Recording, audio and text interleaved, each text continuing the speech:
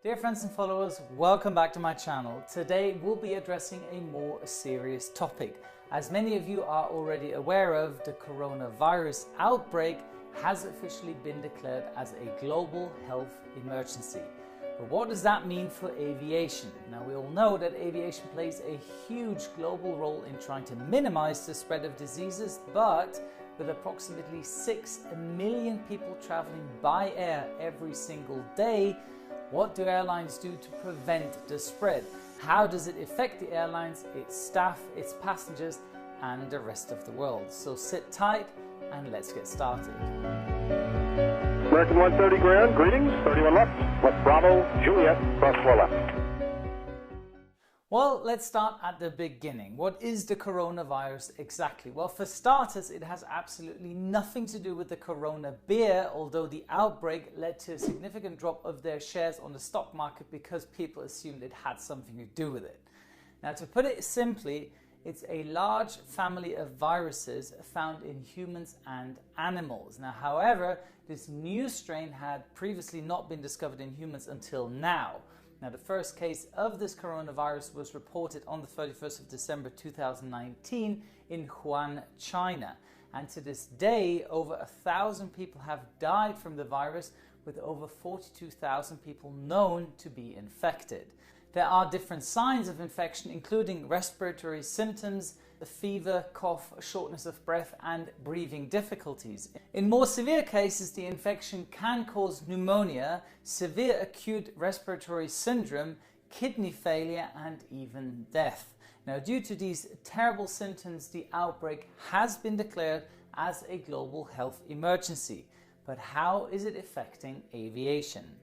Now, the most obvious and immediate public reaction when there is a global emergency such as this is to stop or postpone any planes to fly to the country or city of origin, in this case Wuhan, China.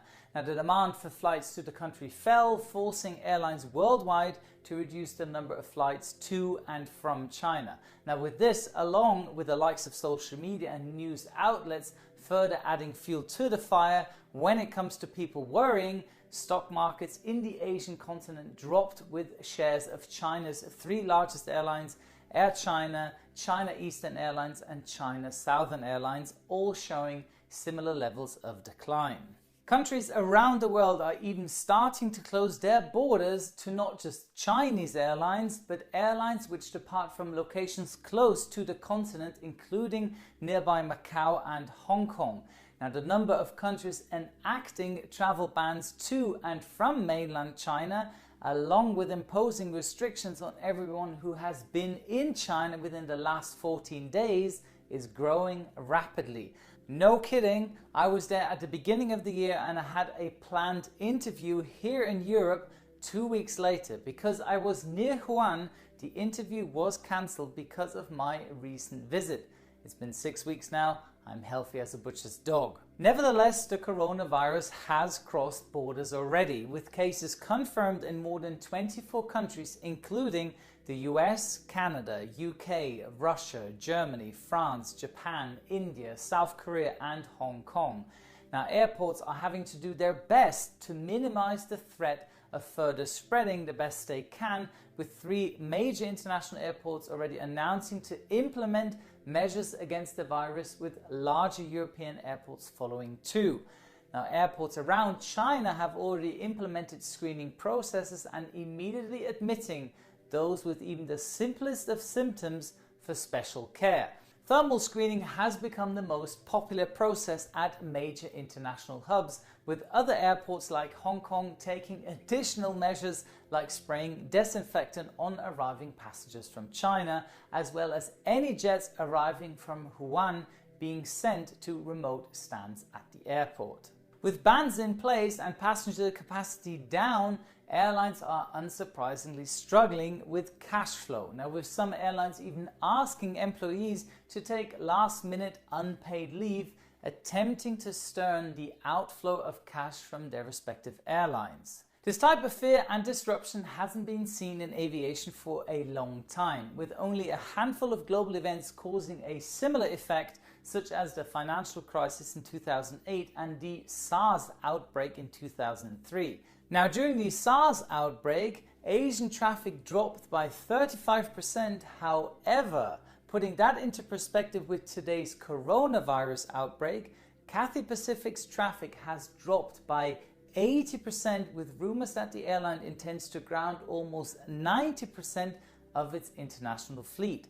Within the domestic market in China, the cancellation rate of flights has reached over 70%, even during what is meant to be the busiest time of the year, the New Year's celebration. Now, to put this into numbers, that's over 10,000 flights cancelled every day.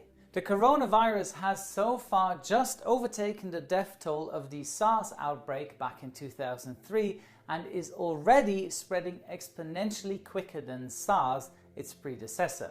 So what about all the people who were or are stuck in mainland China, or even worse, are still in Wuhan?